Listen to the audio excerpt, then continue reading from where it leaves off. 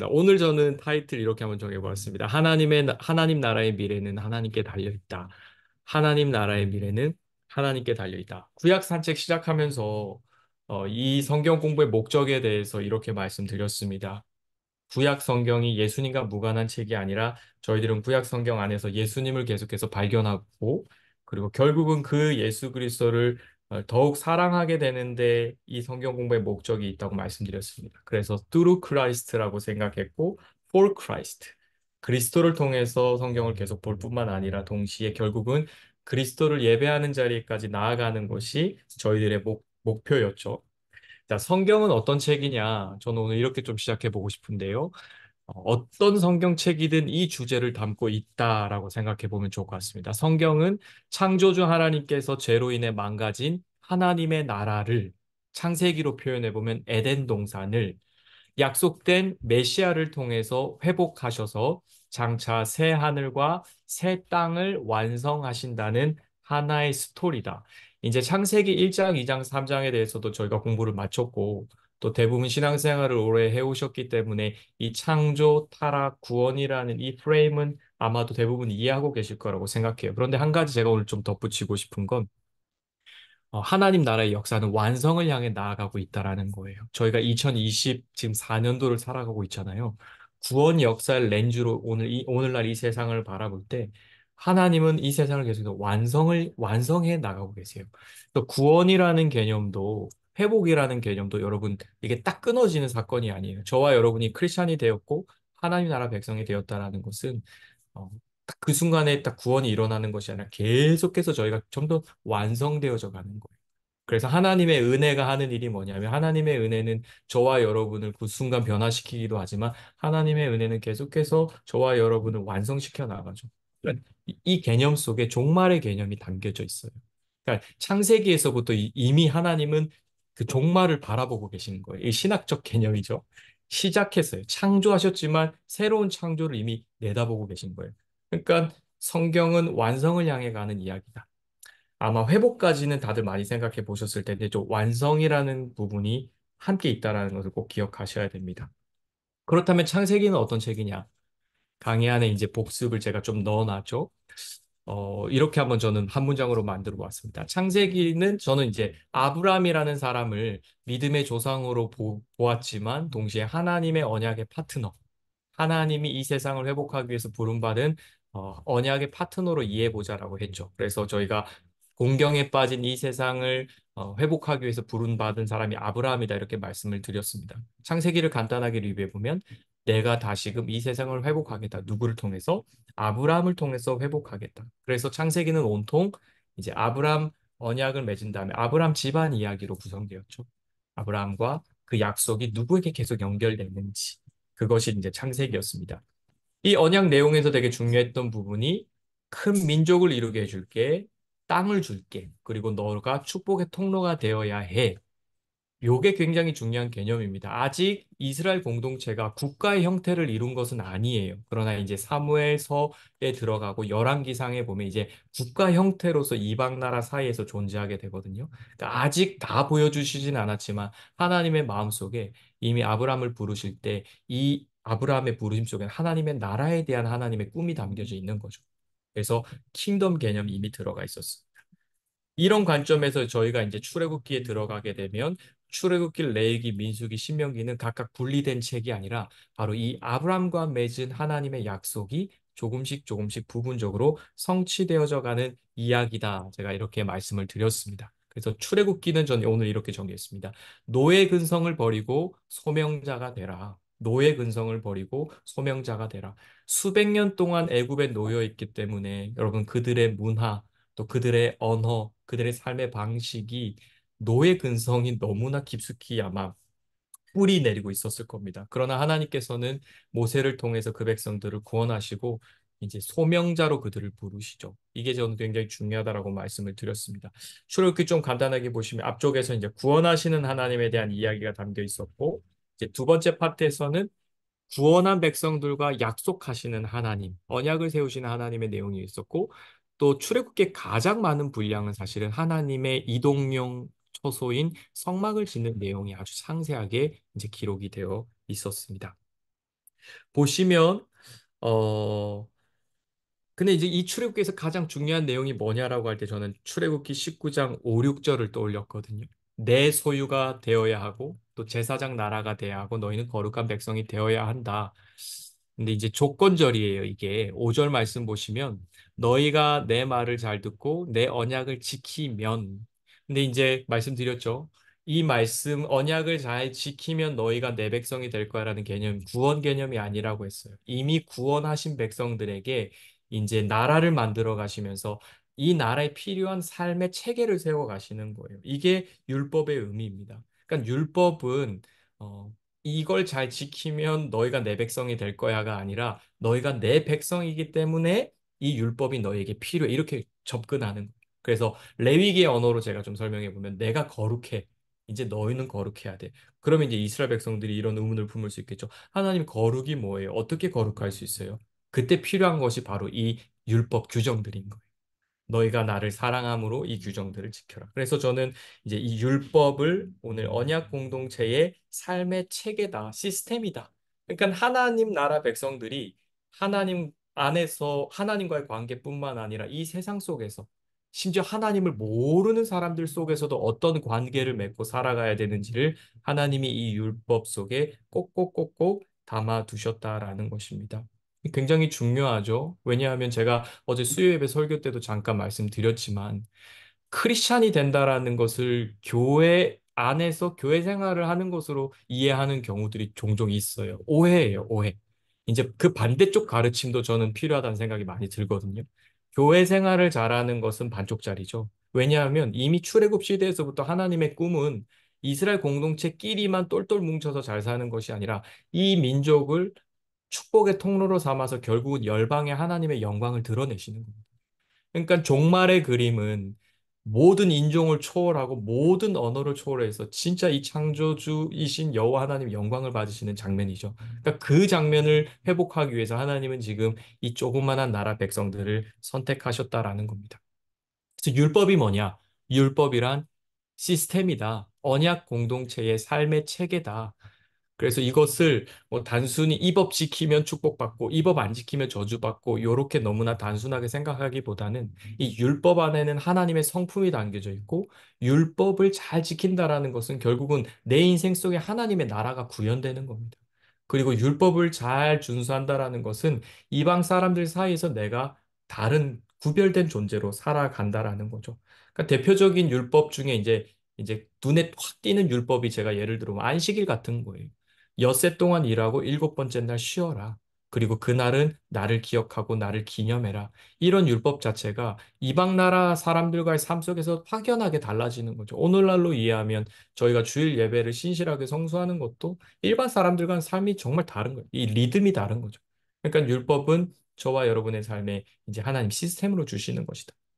그리고 이제 신명기 5장 33절 말씀을 이제 보시면 저희는 이 율법이 절대로 하나님이 저희들에게 무거운 짐을 주신 것이 아니라는 것을 말하고 있어요.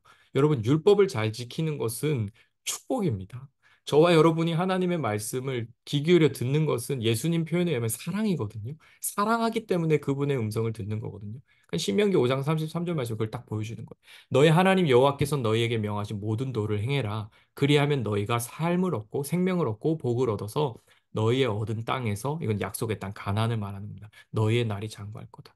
그러니까 하나님은 하나님의 백성들이 어떻게 하면 행복할 수 있는지, 어떻게 하면 평안한 삶을 살 수 있는지를 미리 이제 알고 제시해 주시는 것이죠. 그래서 율법은 뭐냐? 하나님의 공동체가 최고의 삶을 누릴 수 있도록 만들어 주신 하나님의 선물이다. 이렇게 말씀드릴 수 있습니다. 그래서 월터 브루그만이란 신학자 이런 말을 했어요. 이 언약, 시내산 언약은 백성들의 지위에 관한 문제가 아니라 그들을 향한 부르심의 문제다. 그러니까 여러분 이스라엘 백성들이 하나님이 이스라엘 백성들을 부르실 때 그 부르심 속에는 세상을 섬기라고 부르신 겁니다. 너무 다른 개념이에요. 우리가 그리스도인이 되었다라는 것은 이 세상을 그리스도처럼 섬기기 위해서 부름받았다라는 겁니다. 더 나은 우월한 자리로 저희를 제사장으로 부르셨다는 것이 아니라 하나님과 세상 사이에서 제사장으로서 이 세상을 잘 섬기라는 거죠. 조금 쉬운 단어로 표현해 보면 저희가 창문이 되어 주는 것이고요. 브릿지가 되어 주는 겁니다. 하나님을 모르는 사람들과 하나님 사이에서 이 크리스천들이 하나님 나라의 비전을 같이 공유하면서 하나님의 나라를 그들이 볼 수 있도록 도와주는 역할을 하는 거죠. 그리고 나서 이제 출애굽기 마지막 부분은 성막 건설에 관한 내용이었습니다. 성막은 이렇게 이해하시면 좋을 것 같아요. 원래 하나님과 하나님의 백성들은 함께 살았습니다. 에덴 동산을 보면 아담과 하와가 하나님과 함께 거니는 장면을 묘사하고 있거든요. 그런데 이제 죄로 인해서 모든 관계가 깨어지면서 이스라엘 저기 뭐야 아담과 하와가 잃어버렸던 가장 큰 아픔이 뭐냐 결국 하나님의 임재의 상실입니다. 에덴 동산에 들어오지 마. 그러니까 이런 거죠. 너 이제 우리 집에 오지 마. 그러니까 자녀를 키우고 있는 부모님들이 이게 말이 안 된다는 거 아시죠? 아무리 잘못해도 사실은 뭐 쫓아내진 않거든요. 근데 에덴 동산에서 더 이상 거룩한 하나님과 교제할 수 없는 상태가 되어버린 거죠. 부정한 인간이 되고, 그러니까 하나님이 두려워졌잖아요. 그러니까 아담과 하와가 그 죄가 무서운 게, 죄는 뭐 죄의 열매도 너무 쓴맛을 내지만, 죄가 진짜 나쁘고 정말 나쁘고 무서운 건 하나님을 향한 우리의 감정과 의지를 이렇게 파괴한다라는 사랑하는 대상인데 두려움의 대상밖에 되지 않고 하나님이 찾아올 때 아담과 하와가 그 숨어버리고 나뭇잎으로 자기들 가리거든요. 그러니까 이런 부자연스러움과 이런 비극적인 모습이 전부 죄의 열매인데 이 성막이 건설되고 구름 기둥이 다시 내려오고 불 기둥이 임하는 이 장면은 바로 이 에덴 동산에서 잃어버렸던 그 하나님의 임재가 조금씩 다시 가까이 다가오고 회복되는 장면으로 저희는 이해할 수 있습니다. 그래서 여러분 아시겠지만 출애굽기 보시면 율법 주실 때도 아무나 하나님 앞에 나아갈 수가 없어요. 하나님이 시내 산 정상까지 이제 오셔서 막 땅이 진동하고 구름과 불기둥이 임재하거든요. 그러니까 구약 성경에서 여러분 이 구름과 불이 등장할 때는 이런 생각을 하시면 돼요. 아, 하나님이 출현하시는구나. 그러면서 이스라엘 백성들이 깜짝 놀라서 막 모세에게 우리를 대신해서 하나님의 말씀을 들어달라고 부탁하지 않습니까? 그때 또 시내 산 사람이 이렇게 말씀하세요. 신의 산에 너만 올라와라. 모세 너만 올라와라. 이게 이거죠. 너만 나와 교제할 수 있다. 그런데 하나님이 이제 성막을 건설하시면서 모세야 네가 나에게 올라올 필요가 없어. 내가 너에게 내려갈게. 이스라엘 공동체 중심까지 하나님이 점점 점점 내려오시는 거예요. 그리고 진짜 은혜로운 장면은 저희가 신약 성경에 연결해 보면 이제 요한복음 1장 14절에 보면 요한이 이렇게 고백해요. 말씀이 육신이 되어 우리 가운데 성막을 치신 예수 그리스도. 우리 가운데 아예 찾아오신 예수님이 이제 등장하게 되는 겁니다. 자, 이제 레위기로 한번 들어가 보겠습니다. 출애굽기와 레위기의 관계를 한번 보시겠습니다. 여러분들 레위기 하면 뭐가 제일 많이 떠오르세요? 누가 좀 대답해 주시겠어요? 레위기 하면 딱 떠오르는 거.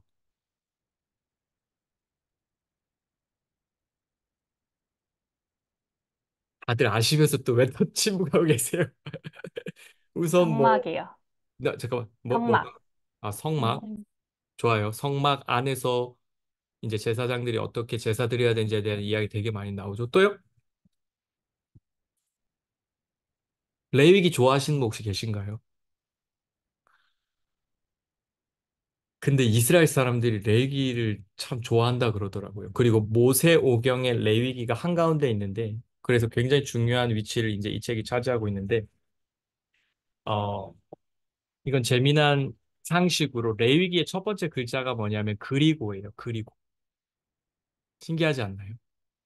한글 성경이랑 영어 성경에는 에서는 볼 수 없어요. 왜냐하면 번역을 안 하거든요. 이런 단어들은. 근데 히브리 원어로 보면 출애굽기 마지막과 레위기 사이에 and라는 단어가 들어가 있어요. 그리고 이 말은 뭐냐면 출애굽기 레위기가 붙어 있는 책이라는 거예요. 그러니까 이 스토리가 연결되는 거죠. 그러니까 시내 산에서 지금 율법을 받고 성막을 지으라는 명령을 받았고 이제 레위기 그리고 나서 이제 성막에 하나님의 영광의 임재가 가득할 때 레위기 1장 1절 이렇게 시작하는 겁니다. 이 성막에서 이제 이스라엘 백성들이 어떻게 해야 되는지에 대한 이야기로 이제 쫙 이어지는 거죠. 여러분도 잘 아시는 것처럼 하나님께서 우리 가운데 이 이스라엘 공동체나 이제 하나님의 백성들에게 찾아오실 때 많은 사람들이 벌벌 떠는 모습을 보여주거든요. 그러니까 거룩하신 하나님이 그 인간에게 찾아오신다라는 것은 사실은 굉장히 두려운 일입니다, 여러분. 그러니까 이사야 선지자가 대표적인 사람이죠. 환상 가운데 하나님의 보좌를 보았는데 그가 화로다 나는 망하게 되었도다라고 고백합니다. 그리고 여러분 신약 성경에 보면 베드로가 이제 고기잡이에 실패하는 그날 예수님을 만났을 때 예수님이 깊은 곳에 가서 그물을 내려라 해서 고기를 많이 잡았을 때 여러분 성경을 유심히 보시면 베드로가 예수님 앞에 나와서 뭐라고 하죠? 주여 나를 떠나소서 나는 죄인이로소이다. 예수님이 찾아오셨는데 베드로는 예수님에게 나를 떠나달라고 부탁하는 거죠. 이것이 바로 거룩하신 하나님과 부정한 인간의 만남을 보여주고 있는 거거든요. 그러니까 레위기의 이제 이 복잡한 제사 규정은 뭘 보여주는 거냐면 거룩하신 하나님과 부정한 인간이 이제 앞으로 어떻게 동거할 것이냐, 앞으로 어떻게 동행할 것이냐라는 것을 이제 보여주는 겁니다. 저도 레위기 이제 1장에서 7장의 이 복잡한 제사 규정을 보면 볼 때마다 새롭고 볼 때마다 막 헷갈리거든요. 막 제사 순서라든지 그런데 아마도 그래서 여러분들도 레위기의 복잡한 이 제사 규례를 보면서 이런 생각하실 수 있어요. 이 복잡한 고대 이스라엘 사회의 제사 규정을 왜 우리가 알아야 하지? 그리고 이 규정이 도대체 왜 기록되어 있지? 이렇게 생각할 수 있어요. 그런데 이런 생각을 완전히 탁 전환시켜주는 질문이 바로 이겁니다. 우리가 하나님 앞에 설 수 있는 존재인가? 그러니까 다시 말해서 이스라엘 공동체는 거룩하신 하나님과 동거하는 건 참 좋은 일인데 그들은 죄인이고 계속해서 죄를 짓는 존재라는 거죠. 그러니까 이스라엘의 이 제사 규정은 뭘 보여주는 거냐면 은혜롭고 자비로우신 하나님께서 이 백성들이 계속해서 하나님과 교제할 수 있는 방안을 마련해 주신 겁니다. 그러니까 제사 제도가 저희는 이게 법 또 제사 이러니까 막 되게 딱딱하게 다가오지만 사실 이스라엘 백성들 입장에서 죄인들 입장에서 제사 규정이 있고 제사 규정이 있다라는 것은 하나님 앞에 나아갈 수 있는 길이 마련됐다라는 거고, 그리고 계속해서 희생 제사를 통해서 하나님이 우리를 용서해 주시겠다라는 것을 말씀해 주는 거예요. 그래서 레위기의 제사 규정은 여러분 사실은 복음입니다. 복음. 이게 딱딱한 제사법이 아니라 하나님이 하나님 앞에 올 수 없는 사람들을 하나님 앞에 올 수 있도록 마련해 주신 규정들. 그래서 레위기의 제사는 제사법들은 하나님의 복음으로 우리가 이해할 수 있는 거죠. 그리고 우리가 이제 이 레위기를 읽으면서 이제 또 배우게 되는 것이 뭡니까? 하나님의 거룩에 대한 거죠. 여러분 잘 아시는 것처럼 거룩이라는 단어가 제일 많이 나온 성경이 레위기거든요. 하나님의 거룩하심. 이 거룩이라는 단어가 또 아리송송한 단어죠. 이건 모든 영역에서 우리와 차원이 아예 다른, 우리와만 차원이 다른 것이 아니라 하나님은 이 세상의 그 어떤 피조물과도 비교할 수 없는 완전히 다른 차원의 존재라는 것을 이 레위기가 너무나 잘 보여주는 거예요. 그러니까 모든 영역에서 가장 탁월하신 하나님이 이 인간과 지금 동거하려고 성막을 짓고 내려오셨다라는 것 자체가 사실 굉장히 신비스러운 사건이죠. 그러니까 하나님이 굉장히 많은 이 규정들을 통해서 하나님의 백성들이 혹 하나님 앞에 나오다가 부정하거나 또 더럽혀져서 혹시나 그들이 생명을 잃지 않도록 하나님께서 이 복잡한 규정을 만들어 주셨다라는 거예요. 그러니까 이 복잡한 규정이 인간이 만든 것이 아니라 하나님께서 제정해 주신 것이라는 것이 저희가 늘 기억해야 될 것 같아요. 그리고 하나님의 은혜가 공급될 수 있도록 하나님께서 이제 수단을 제공하신 것이다. 그게 제사의 핵심이다. 그런데 여러분 한번 생각해 보세요. 인간이 참 연약하죠. 이스라엘 공동체가 연약함이 어디에서 드러나냐면 시스템이 이 답이 될 수 없다라는 겁니다. 제사 제도라는 너무나 좋은 시스템이 그들에게 주어지죠. 그런데 이제 구원의 역사가 쭉쭉 흘러가면서 여러분들이 이제 뭐 사무엘서라든지 열왕기서에 가보시면 이제 제사가 남용되는 일들을 저희가 목격하기 시작하거든요. 그러니까 제사 제도 자체가 나쁜 것이 아니라 이 제사를 드리는 제사자가 이 제사에서 또 실패하는 모습이 드러나는 겁니다. 대표적으로 뭐 엘리 제사장의 아들들 보면 제사 가지고 장난을 치고 제사장들이 부패하고 타락하는 모습들이 구약 성경에 정말 정말 많이 나옵니다. 그러니까 우리가 구약 성경 안에서 이제 이 제사 제도는 하나님이 주신 또 축복의 통로이지만 또 하나님이 우리가 하나님 앞에 나아갈 수 있도록 마련해 주신 은혜의 통로이지만 동시에 이 부패한 인간들은 이스라엘 공동체는 이 제사에서도 실패하는 모습을 계속 보여주죠. 그러니까 형식만 남는 제사, 그리고 본질을 잃어버리는 제사, 그리고 하나님의 임재가 상실되는 제사. 그래서 한 신학자가 이런 이야기를 해요. 하나님의 용서는 믿음을 가진 자에게 허락된 것이다. 반항하고 완고한 자들의 재물이 받아들여지지 않는 것은 하나님께서 예배자들의 신앙을 중요하게 여긴다는 표시다. 그러니까 이런 거예요. 여러분, 제사 제도가 있다고 해서 준비도 되지 않은 사람이 제사 뭐 희생 제물만 갖다 하나님 앞에 마치 바친다고 해서 하나님이 그 제물을 연락하시는 것이 아니라는 겁니다. 여러분들이 이후에 이제 말라기서 같은 거 읽어보시면 유명한 말씀 있잖아요. 11조 좀 드려봐라. 그게 여러분 11조를 지켜라라는 메시지가 아니라 이스라엘 공동체가 그 이제 포로 후기 가난하다는 이유로 막 눈먼 재물을 하나님 앞에 가지고 오니까 하나님 그렇게 얘기하시는 거예요. 우리말로 표현하면 야 대통령에게 너희들 이런 거 바치니? 이런 얘기 하시는 거예요. 그러니까 제대로 된 걸 가져오라는 거죠. 그러니까 이스라엘 백성들은 결국은 제사에서도 이제 이렇게 실패하는 모습을 우리에게 보여주는 겁니다. 그리고 이제 이 레위기의 복잡한 제사 규정은 계속해서 인간이 하나님 앞에 나아가는 것이 얼마나 불편하고 어려운 일인지를 보여주는 거죠. 그러니까 레위기의 복잡한 제사 규정을 저희가 묵상하면서 예수님께서 이 제사를 자신의 희생으로 완전히 완성시키셨다는 것이 얼마나 놀라운 일인지를 또한 생각해 보게 되는 거예요. 그러니까 하나님 앞에 나아갈 때마다 두려웠을 겁니다. 여러분 레위기에 보면 나답과 아비후라는 사람이 하나님이 지정하신 거룩한 분이 아니라 다른 분을 사용하다가 그 자리에서 죽임을 당하거든요. 그러니까 제사장과 그 제사장 가문의 사람들과 레위 지파 사람들은 하나님 가까이서 섬기지만 하나님을 가까이서 섬긴다라는 것이 굉장히 두렵고 떨리는 일이었어요. 왜냐하면 하나님은 정말로 인간이랑 같이 하실 수 있는 분이 아니시거든요. 그러니까 이 복잡한 제사 규정이 그들을 보호하는 장치인 겁니다. 근데 반대로 우리 편에서 예수 그리스도께서 한 번의 죽으심으로 이 제사 제도를 한 번에 허무셨고 완성하셨다라는 것은 정말 너무나 놀라운 굿뉴스죠. 히브리서의 저자가 이렇게 말합니다. 우리는 예수 그리스도의 피를 힘입어 하나님 앞에 나아갈 때 담대함으로 나아간다. 여러분 어떤 제사장도 어떤 구약의 이스라엘 백성들도 담대함으로 하나님 앞에 제사 드린 적은 없었을 거예요. 완전히 씻겨지지 않는 그 양심 안에 있는 죄악과 자신들의 삶에 반복되는 그 죄로 인해서 한 번도 완전하진 않았을 겁니다. 그러나 예수 그리스도의 그 죽음과 희생과 그 부활하심은 저와 여러분에게 너무나 놀라운 차원의 예배를 열게 된 것이죠. 그러니까 그런 점에서 저와 여러분들이 매일 드리는 주일 예배도 늘 곱씹어 볼 필요가 있는 것 같아요. 쉬운 예배가 좋은 예배냐? 전 그건 잘 모르겠습니다. 그러나 여기서 본질적으로 하나님 우리의 믿음을 늘 살피고 계시고 우리의 중심을 살피고 계시다라는 것. 이런 내용이 이제 레위기에 가득 담겨 있어요. 그리고 레위기 이제 11장에서 15장과 17장에서 21장 보시면 제가 간략하게 좀 설명을 드리면 정말 우리가 이해할 수 없는 그런 규정들이 많이 나오거든요. 정결한 짐승 목록이 나오고 부정한 짐승에 대한 목록이 쭉 나와 있고 또 거룩한 것과 일반적인 것을 구분하는 내용들이 나와요. 근데 한 가지 팁을 좀 드리면 이것을 문자 그대로 받아들여서 그리고 이것을 그냥 너무 뭐라고 해야 될까요? 뭐 비늘이 있는 물고기는 가령 뭐 부정하다라고 했을 때 이것을 이제 유대 학자 가운데는 이렇게 해석한 사람이 있어요. 이거 건강의 이슈로 해석한 사람도 있어요. 하나님이 이스라엘 공동체 건강 때문에 이런 음식을 구분하셨다. 그래서 이제 건강 규정으로 해석하는 사람도 있는데 한 가지 우리가 분명히 이제 생각해야 되는 것은 이 거룩과 부정은 하나님 앞에 나아올 때 관련된 거라는 거예요. 하나님과의 관계에서 적용되는 거예요.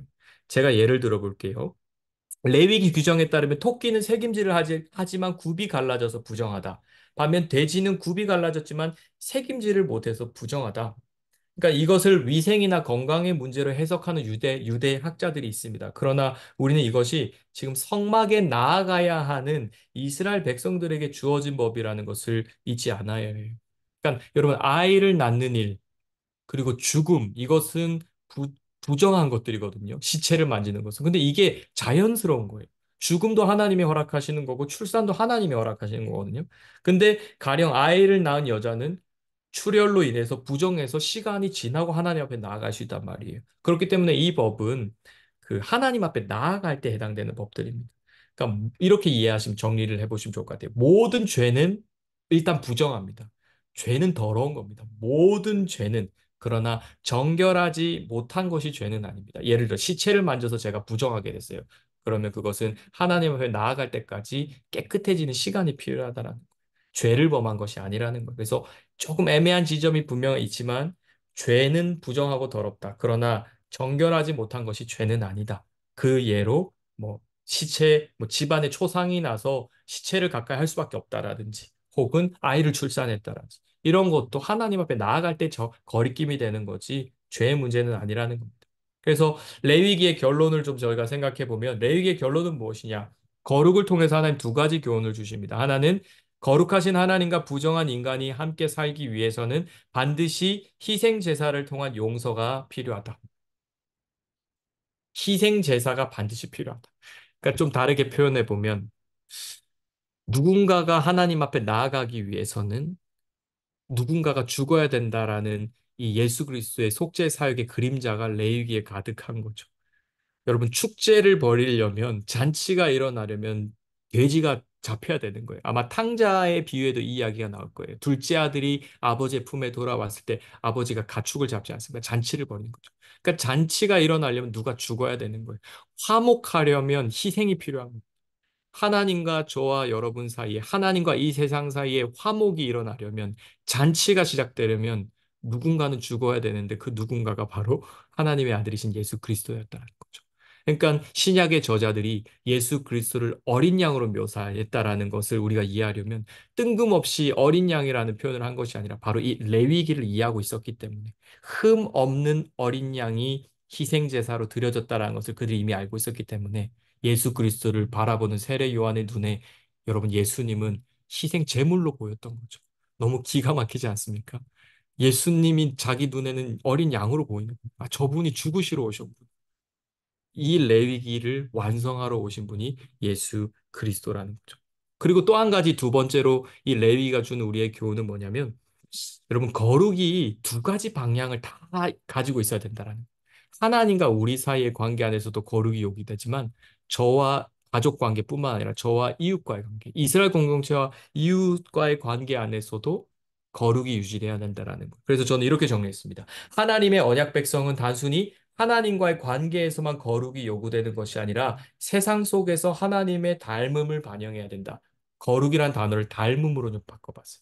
저와 여러분의 삶 속에 예수 그리스도의 성품이 넣어가지고 저와 여러분의 삶을 통해서 이 세상 가운데 예수 그리스도의 그 사랑과 성품이 흘러가는 거죠. 그러니까 저와 여러분은 계속 그리스도를 닮아가고 세상은 저와 여러분 통해서 계속해서 그리스도를 발견하게 되는 겁니다. 그것이 레위기 19장 2절 말씀이죠. 내가 거룩하니 너희도 거룩해야 된다.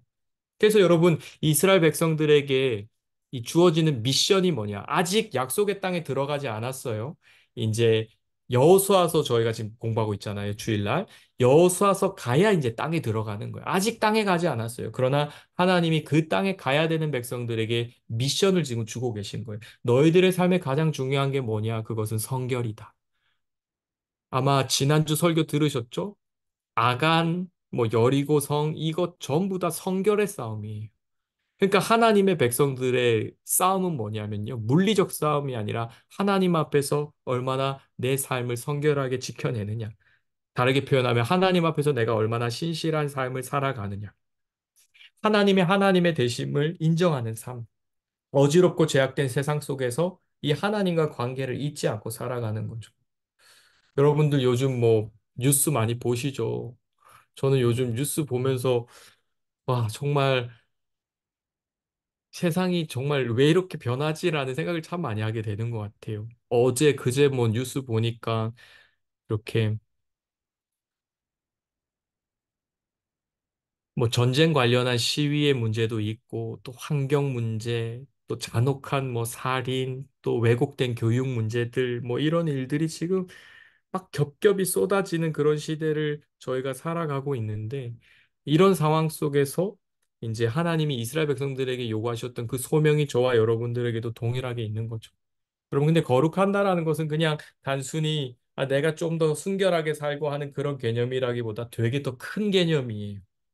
하나님이 이스라엘 백성들에게 너희가 거룩해야 되라고 말할 때 그들은 제사장으로서 하나님의 일을 세상 속에서 하는 사람들로 부름받는 겁니다. 마치 구약의 제사장들이 성전 안에서 하나님의 뜻을 수행했던 것처럼 오늘 이 신약 시대의 교회로 부름받은 성도들은 제사장으로서 지금 살아가고 있는 거예요. 저와 여러분이 제사장이에요. 과거의 제사장들은 성전 안에서 일했다면 오늘날의 제사장들은 막 맨하탄 시내 곳곳을 누비면서 거룩한 제사장으로 살아가는 거예요. 더 놀라운 건 성령께서 우리와 동행하고 있기 때문에 저희가 걸어가는 곳이 하나님의 나라가 되는 거죠. 완전 개념이 더 확장되는 겁니다. 자, 이제 민수기를 좀 살펴보겠습니다. 아, 여기 레위기 결론 보시면 마찬가지로 레위기 결론에서도 여러분 언약에 대한 내용으로 끝이 나요. 조금만 읽어보겠습니다.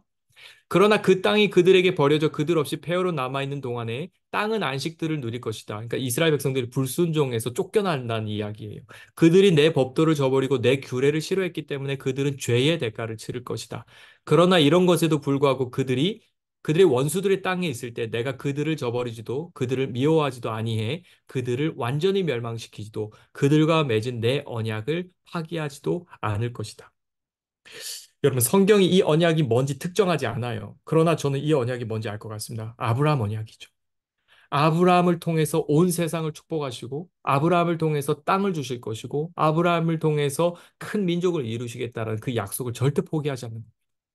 이 언약을 하나님 놓지 않으시는 거예요. 그래서 그 뒤에 보시면, 그러나 내가 그들의 하나님이 되기 위해 민족들이 보는 앞에서 이집트에서 그들을 인도해낸 그들 조상들과의 언약을 그들을 위해 기억할 것이다. 나는 여호와다. 그러니까 레위기 결론에서도 하나님은 내가 언약을 절대 포기하지 않을 거다라고 말씀하시면서 레위기가 결론이 나는 겁니다. 자, 민수기로 넘어가 볼까요? 레위기와 민수기도 연결되는 책이죠. 모세오경이 촘촘하게 연결되는 것처럼요.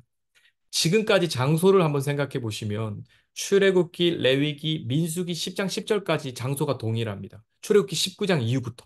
그러니까 시내산 자락에서 지금 계속 말씀을 받고 있는 거예요. 그리고 성막을 설치했고요. 그리고 이제 광야 행진을 하기 직전까지 지금 시내산 자락에 이 공동체가 모여 있는 겁니다. 그리고 이제 민수기 10장 11절에서부터 이동하기 시작해요. 그래서 레위기와 민수기가 이제 자연스럽게 연결이 되고 있죠. 자, 민수기라는 책의 이름이 영어 이름이 넘버스입니다. 넘버스. 왜냐하면 민수기 이제 딱 펼쳐보시면 백성들의 숫자를 세기 시작해요. 백성들의 숫자를 왜 세는 걸 왜 보여주냐? 아브라함 언약을 떠올려 보면 큰 민족을 이루게 하실 거다라는 약속을 확인하는 거죠. 그리고 군대의 숫자를 세는 겁니다. 자, 하나님의 백성들에 대한 하나님의 관점이 바뀌고 있는 거예요. 원래는 노예였습니다. 근데 이제 성막을 주셨어요. 성막을 주면서 이스라엘 백성들의 아이덴티티 속에 어떤 아이덴티티가 생기죠? 예배자 아이덴티티가 생겨요. 너희들의 인생에 제일 중요한 게 뭐냐? 하나님을 예배하는 삶. 그런데 이제 민수기에 들어가서 또 다른 옷을 입혀주시는 거예요. 너희는 나의 군대야. 하나님의 군대로서 이 세상 속에서 하나님을 대적하는 이 원수들을 대적하고 그리고 하나님의 나라를 이 땅에 하나님의 질서를 세워야 되는 군대가 되는 거죠. 그래서 여호수아서에 가면 이 주제를 볼 수 있죠. 정복 전쟁.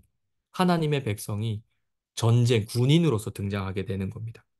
자, 넘버스란 이름은 계수하다라는 뜻을 가지고 있습니다. 그러나 히브리인들은 전통적으로 성경의 이름을 첫 글자를 많이 써요. 혹은 1절.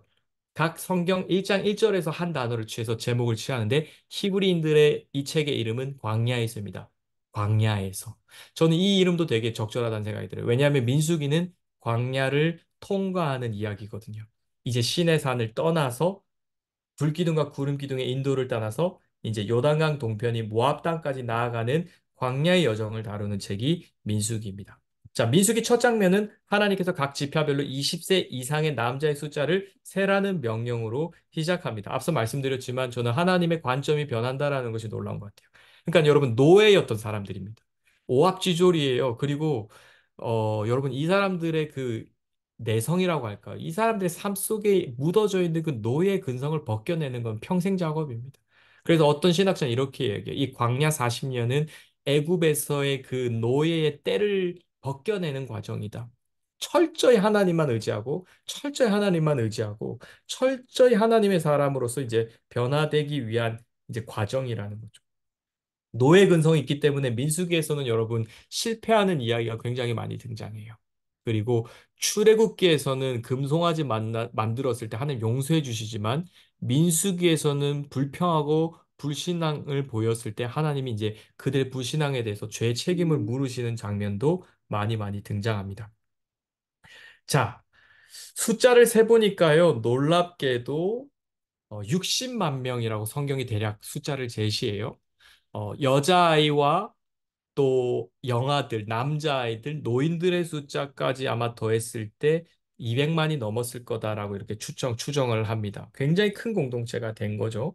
그리고 민수기 보시면 이제 민수기 26장에 보면 광야 1세대가 불신앙으로 인해서 이제 죽임을 당하고 2세대가 이제 남게 돼서 2세대 숫자를 다시 셉니다. 두 번 이제 인구 조사를 하는데 이때도 거의 숫자가 비슷해요. 그러니까 이 숫자의 비슷함은 너의 후손을 통해서 민족을 이루시겠다고 하시는 하나님의 언약을 여전히 하나님이 붙들고 계시다라는 것을 보여주는 것이죠.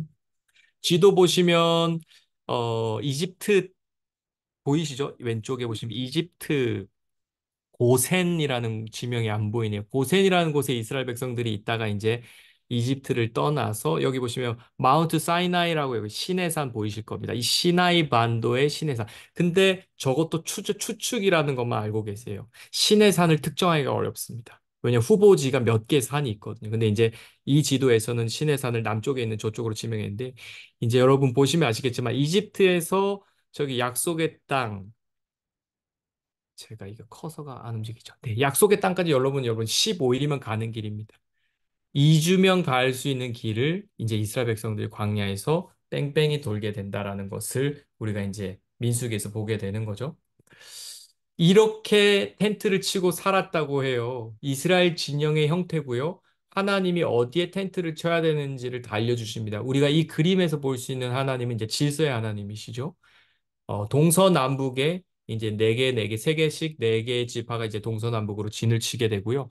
무라리, 게르손, 고앗 자손은 레위 지파에 속한 자손들이죠. 그리고 가장 중요한 모세와 제사장 사람들은 이제 성막 입구인 동쪽 편에 이제 살게 됩니다.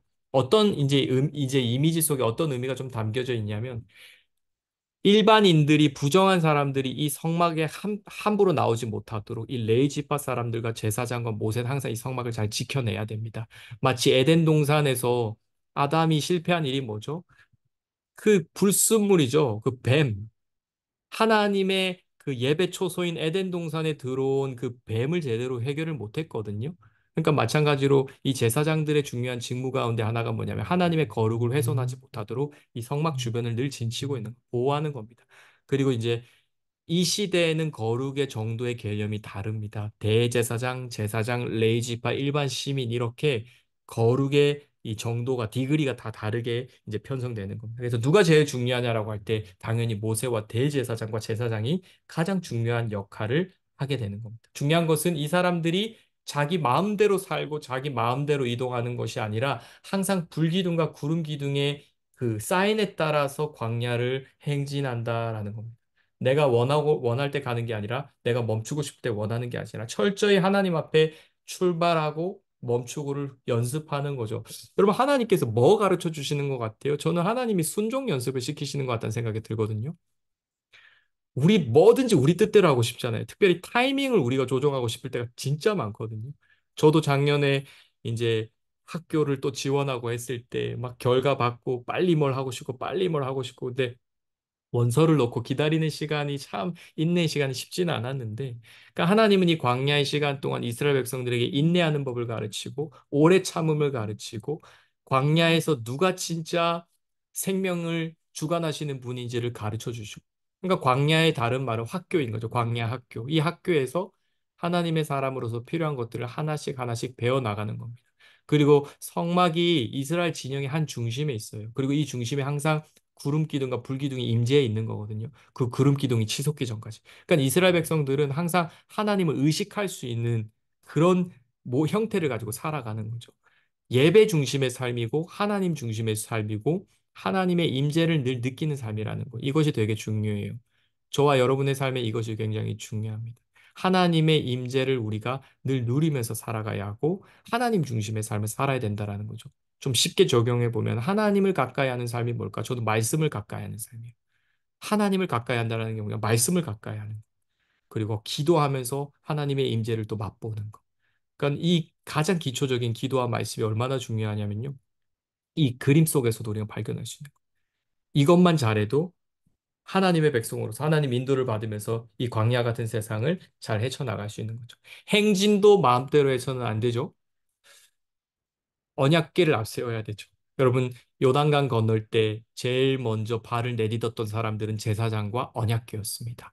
그러니까 믿음도 요구하셨지만 또 동시에 하나님이 이끄시는 전쟁이라는 것을 분명하게 보여주시는 거죠. 그래서 하나님이 앞장서시고 뒤에 이제 지파들이 졸졸졸 따라가는 형태다.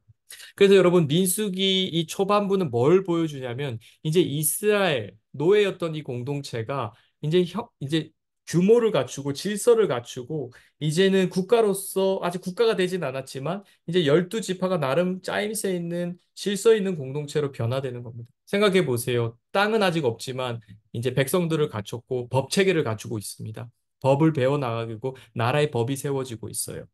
그런 상황 속에 텐트를 쳐도 하나님이 주신 질서 안에서 텐트를 시작하고 행진도 규모 있게 질서 있게 하기 시작하는 거예요. 그렇기 때문에 민수기 이 초반부에는 이제 우리가 하나님 나라 백성으로서 이제 멋지게 살아갈 갈 수 있을 거야라는 이제 기대감이 막 생겨나는 게 이제 민수기의 초반부입니다. 그런데 여러분 잘 아시는 것처럼 이제 민수기 12장 이후에 이제 어떤 내용이 되게 많이 나오냐면 이건 교회 안에서 벌어지는 일들이기도 하거든요. 리더십에 대한 이제 반역이 일어나기 시작하죠. 모세와 미리암과 아론의 리더십에 대한 불만을 터뜨리기 시작합니다. 당신만 하나님의 음성을 듣습니까? 하나님이 깜짝 놀라세요. 야, 안 되겠다. 그래서 그 사람들에게 막 질병을 내리시기도 하고요. 또 하나님께서 불로 이스라엘 백성들을 치시어서 이제 불사름이라는 이름을 가진 다베라라는 이제 지명이 생겨나기도 하고요. 또 여러분 아시는 것처럼 이방 무리들 사이에서 이제 탐욕 때문에 불평하는 사람들의 모습을 저희가 자주 보게 되죠. 그러니까 하나님이 주신 만나에 이제 질려하는 이스라엘 백성들의 모습들. 그리고 이제 가장 유명한 사건이 열두 정탐꾼 사건입니다. 그러니까 여러분 열두 정탐꾼 사건을 좀 어떻게 이해하고 계세요? 뭐 너무 유명한 이야기인데 이제 이 이야기 읽을 때마다 이제 저는 제일 많이 드는 생각이 똑같은 땅을 40일 동안 정탐했는데 다른 걸 본 게 아니라 똑같은 걸 보고 다른 해석을 가질 수 있다라는 거죠. 제가 어제 설교 때 일본의 한 검객을 인용했었는데 목격하는 눈과 인지하는 눈이 다르다라고 그가 말하거든요. 그러니까 인지하는 눈은 해석하는 눈입니다. 근데 여호수아와 갈렙과 나머지 10명의 정탐꾼의 해석에서 뭐가 달랐던 것 같아요? 구약 산책하시는 분들 한번 대답해 보세요. 열 정탐꾼과 두 정탐꾼이 똑같은 걸 봤는데 뭐가 달랐던 것 같아요? 정답은 제가 열려 있어요, 여러분들. 여러분들은 어떻게 생각하세요?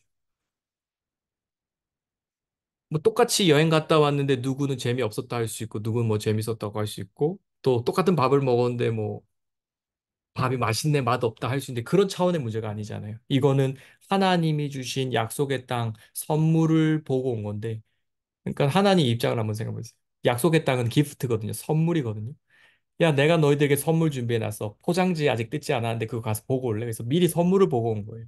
선물 보고 와가지고 이제 그런 보고서를 내놓으니까 하나님이 이제 너무너무 안타까우신 거죠. 선물에 대한 반응이 너무 안 좋은 거예요. 정답을 말씀드리면 저 이렇게 생각해요. 아브라함 언약으로 이해를 해보면 여호수아 갈렙은 이미 언약 믿음의 조상들로부터 계속해서 물려받았던 그 하나님의 언약에 대한 신실한 믿음이 있는 거죠. 저 땅을 주실 거야가 아니라 저 땅은 이미 주셨어. 그러니까 아브라함에게 땅을 주셨다라는 증거가 딱 하나 있잖아요. 막벨라 굴이거든요. 사레의 매장지를 돈 주고 삽니다. 근데 그게 마치 11조와 같은 장면이죠. 열의 하나를 드리는데 하나님이 열을 받으시잖아요. 마찬가지로 약속의 땅의 일부를 딱 사는데 하나님이 미리 보여주시는 거죠. 이 땅이 네 땅이 될 거야. 그러니까 땅을 주시겠다고 했지만 아브라함 그 조그만한 부동산 하나 가지고 죽는 거잖아요. 근데 이제 여호사와 갈렙은 이 땅을 하나님이 우리에게 주신 땅이다라는 믿음. 잠깐만요. 누가 들어오셨습니다.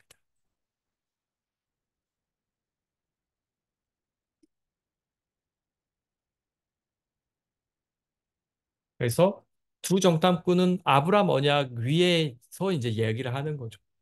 뭐 누가 봐도 우리는 메뚜기다라고 말할 수 있는데 오히려 아브라함과 저기 뭐야 여호수아와 갈렙은 저들은 우리의 밥이다라는 고백을 할 수 있는 거죠. 그런 장면들이 이제 언약 위에서 이제 고백하는 사람과 불신앙으로 고백하는 사람 이제 차이를 보여주는 겁니다. 자, 그 결과가 무섭죠. 여러분 1세대, 광야 1세대가 이제 하나님의 이제 벌을 받고 약속의 땅에 들어가지 못하게 됩니다. 굉장히 큰 비극적인 사건이 여기 하나 기록되어 있죠. 그리고 이 장면을 보면서 이제 저희들이 좀 생각해 보면 하나님의 말씀을 바탕으로 좀 다르게 표현하면 하나님의 약속의 관점에서 세상을 바라보고 이해하는 사람과 또 자신의 인간적인 육신의 눈으로 세상을 바라보는 사람의 해석이 다를 수밖에 없다. 그러니까 출애굽 1세대는 그 결과 광야에서 40년 동안 유랑하면서 이제 벌을 받게 되고 이제 광야에서 태어난 2세대와 첫 번째 세대의 숫자에 포함되지 않았던 이제 여호사와 이제 첫 번째 세대이지만 믿음으로 고백했던 여호사와 갈렙이 이제 약속의 땅으로 들어가게 됩니다.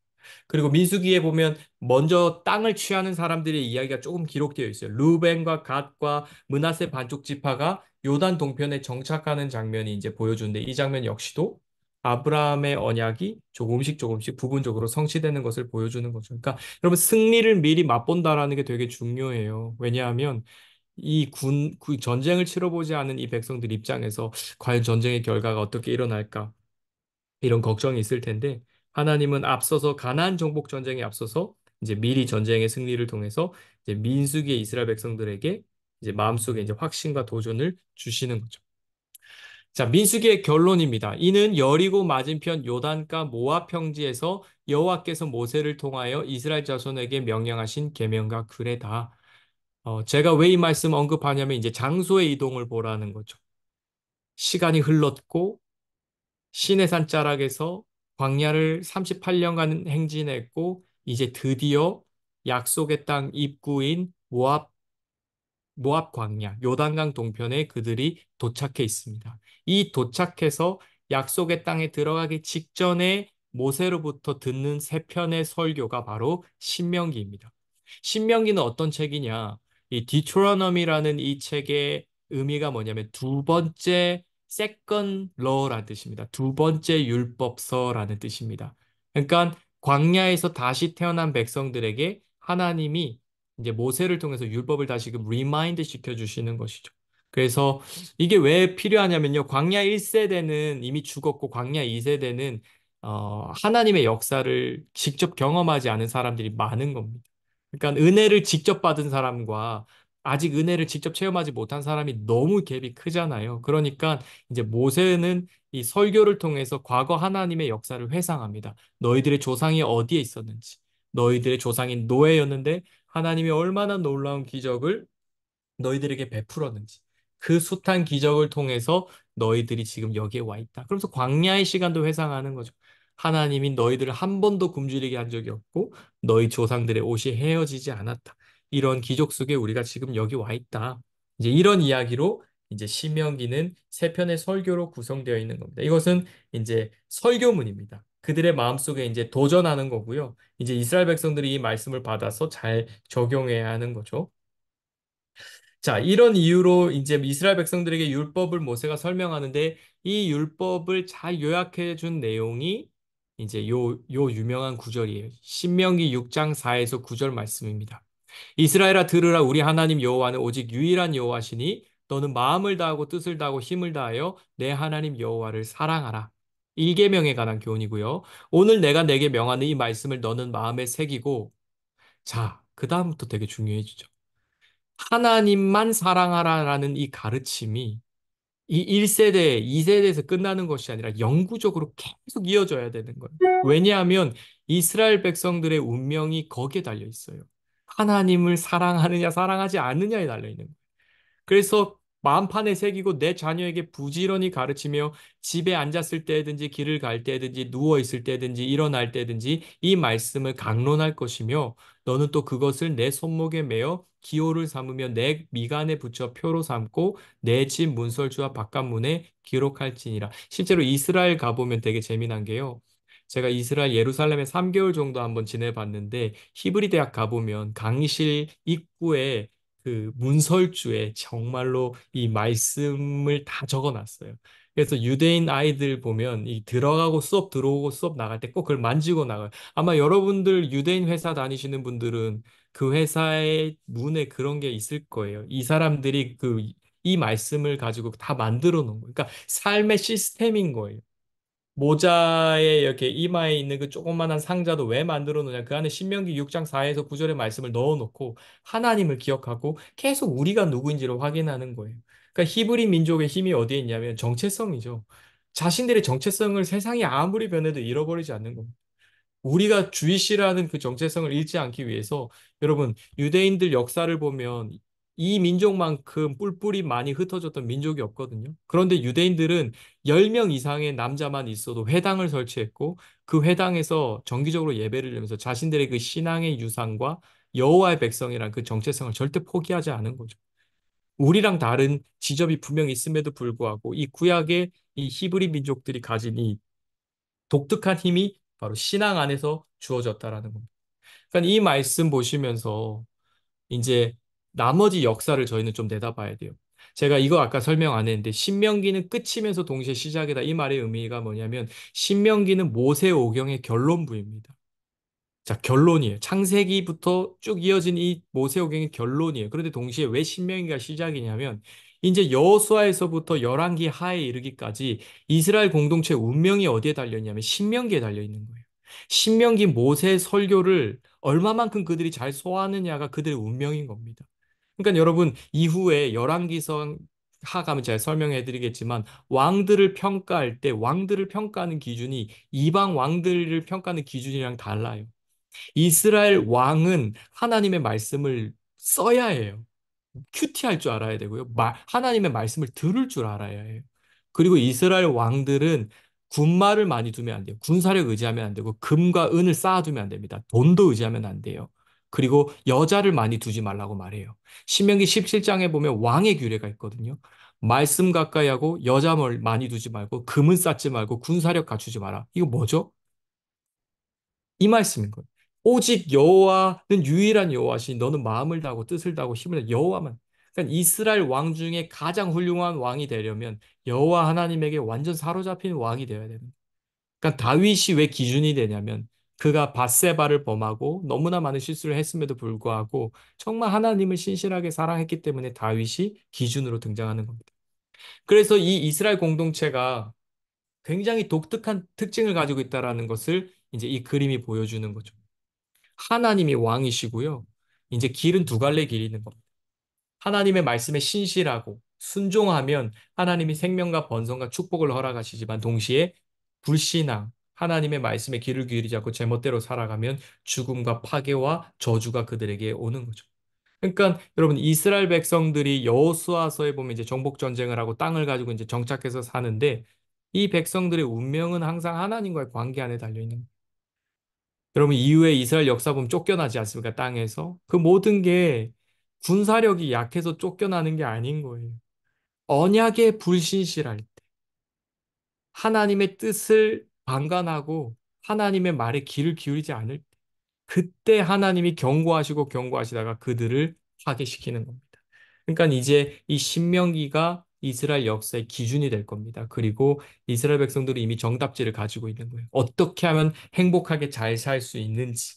그리고 이게 굉장히 중요하다라는 이 이스라엘 백성들이 하나님의 법에 신실해야 되는 되게 중요한 이유 중에 하나는 왜냐하면 이스라엘 백성들이 제사장 나라로서 부르심을 받았기 때문에.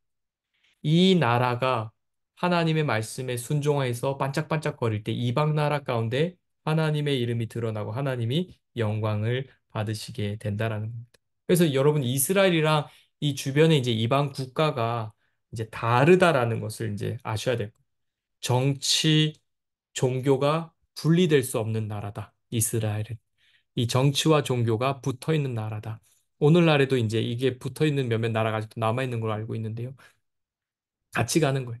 그냥 정치만 잘한다고 해서 이 나라가 유지되는 것도 아니라는 거죠. 하나님 앞에서 어떻게 서느냐가 훨씬 더 중요하다라는 겁니다. 신명기의 결론입니다. 모세가 눈의 아들 여호수아에게 안수하였으므로 그에게 지혜의 영이 충만하니 이스라엘 자손이 여호와께서 모세에게 명령하신 대로 여호수아의 말을 순종하였더라. 뜬금없이 모세 이야기를 하면서 끝이 나거든요. 그 후에 이스라엘의 모세와 같은 선지자가 일어나지 못하였나니 모세는 여호와께서 대면하여 아시던 자요 여호와께서 그를 애굽 땅에 보내사 바로와 그의 모든 신하와 그의 온 땅의 모든 이적과 기사와 모든 큰 권능과 위엄을 행하게 하심에 온 이스라엘 목전에서 그것을 행한 자이더라. 그러니까 신명기의 결론이 여러분 완전한 희망을 말하지도 않고 완전한 어두운 역사를 예고하지도 않아요. 근데 분명한 것은 두 개를 아리송송하게 다 말한다라는 거죠. 그러니까 어둡지도 밝지도 않은 역사를 말한다라는 게 지금 뭘 보여주는 거냐면 이게 정답이 딱 정해져 있지 않다라는 걸 일부러 보여주는 거예요. 니네가 잘 될 거라고도 말하지 않고 니네가 잘 안 될 거라도 말하지 않아요. 그러나 한 가지는 이제 더 이상 모세 같은 선지자는 일어나지 않는다라는 이 메시지를 통해서 이스라엘 역사가 이제 앞으로 만만치 않을 거다라는 것을 이 성경의 저자가 암시하면서 보여주는 거죠. 그러니까 이제 주사위가 던져지는 겁니다. 열방에서 축복의 통로가 될 것이냐, 아니면 하나님과 맺은 언약을 깨뜨려서 열방 속에서 하나님의 징계를 당해서 수치를 당할 것이냐, 이 운명이 그들 앞에 놓여져 있는 겁니다. 그럼 모세의 설교를 이제 어떻게 잘 적용할 것이냐가 그들의 삶의 숙제로 이제 내려오는 거죠. 그러나 저는 오늘 말씀의 제목을 제가 이렇게 정했거든요. 하나님 나라의 미래는 하나님께 달렸다. 그러나 그럼에도 불구하고 하나님의 나라는 하나님에게 달려 있다라는 것. 그러니까 하나님 자신의 백성들의 운명을 하나님 그들의 손에 이제 손에 맡기지 않는다라는 것이 이제 저희가 계속해서 보게 되는 구약의 역사일 겁니다. 그러니까 이스라엘 백성들에게 순종을 요구하시지만 그 순종의 능력이 이스라엘 공동체를 보존할 수 없습니다. 여러분, 구약의 역사는 실패의 역사고요. 반복되는 실패의 역사고요. 구원자가 필요할 수밖에 없다라는 것을 보여주는 역사입니다. 반대로 이 백성들이 보존될 수 있는 유일한 이유는 하나님이 자신의 약속에 신실하시고 노하기를 더디하시고 그분은 자비롭고 은혜로우신 분이기 때문에 그 하나님의 성품 때문에 하나님의 나라의 역사가 유지될 수 있는 겁니다. 그래서 신명기의 결론 부분이 말하는 것은 이것입니다. 하나님을 기다리고 그분 안에서 희망을 가져라. 약속된 미래를 향한 길은 오직 하나님이 일하실 때만 가능할 수 있다.